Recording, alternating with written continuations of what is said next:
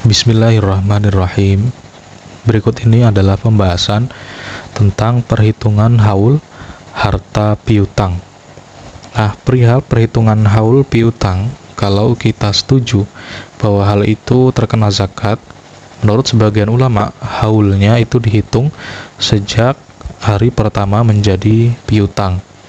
Nah, kemudian dizakati berdasarkan bilangan haul. Kalau sudah mencapai 1 tahun, maka zakatnya juga berlaku untuk 1 tahun. Begitu seterusnya. Nah, tapi menurut sebagian ulama yang lain, piutang tersebut itu hanya dizakati untuk 1 tahun, meski telah berada di tangan orang yang bersangkutan selama beberapa tahun. Dan menurut sebagian ulama yang lain lagi, itu harus ditunggu sampai 1 tahun berikutnya.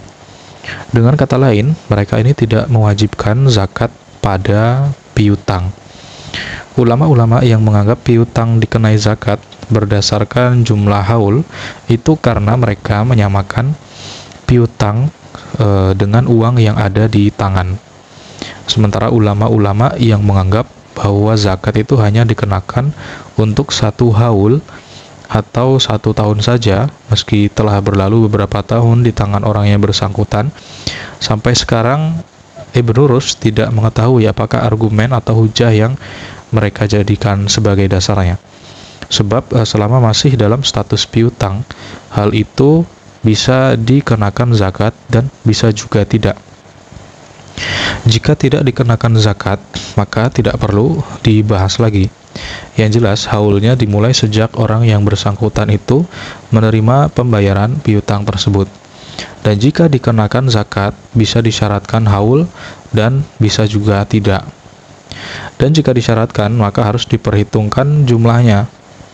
Kecuali ada kesepakatan jika setiap kali berlalu 1 haul, dia tidak mampu mengeluarkan zakat, maka gugurlah kewajibannya pada saat itu.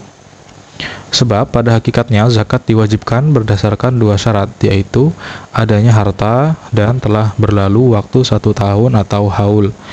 Nah, oleh Imam Malik, hal ini disamakan dengan barang-barang dagangan, karena menurutnya barang-barang tersebut tidak dikenai zakat meski telah berlalu beberapa tahun. Nah, kecuali kalau barang-barang tersebut itu dijual, atau bisa disamakan dengan binatang ternak yang selama beberapa tahun itu tidak pernah didatangi oleh petugas pemungut zakat. Dan ketika dia datang, didapatinya jumlah binatang tersebut itu sudah berkurang. Maka dalam masalah ini, menurut Imam Malik, yang dizakati itu hanya ternak yang masih ada saja. Alasannya karena meskipun ternak-ternak tersebut itu sudah jatuh tempo 1 tahun, seperti yang sudah dijelaskan, tetapi pemiliknya ini tidak mungkin bisa mengeluarkan zakat. Karena itu menurutnya kedatangan sang petugas pemungut zakat dan jatuh tempo waktu 1 tahun itu merupakan syarat bagi kewajiban zakat. Jadi dalam hal ini orang tersebut sama sekali tidak berkewajiban zakat karena kedua syarat tersebut tidak terpenuhi saat itu. Nah, pendapat Imam Malik ini tidak menggunakan pendekatan kias, melainkan menggunakan pendekatan praktik nyata. Sementara itu, kata Imam Asy-Syafi'i, pemilik ternak tersebut itu harus mengganti, karena menurutnya kehadiran sang petugas pemungut zakat itu bukan merupakan syarat atas kewajiban zakat.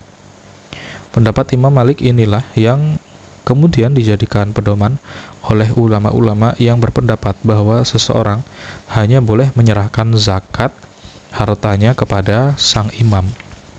Tetapi manakala tidak ada imam, sehingga kewajiban zakat tersebut gugur sesudah berlalu waktu 1 tahun dan sebelum ada penyerahan kepada sang imam, maka tidak ada kewajiban apapun terhadapnya. Menurut Imam Malik, zakat piutang itu dibagi menjadi 3. Yang pertama, piutang yang dizakati untuk 1 haul saja. Kemudian itu seperti piutang dagang. Kemudian yang kedua adalah piutang yang mendatangkan kepada haul, seperti piutang warisan. Dan kemudian yang ketiga adalah piutang al-mudir. Wallahu a'lam bishawab.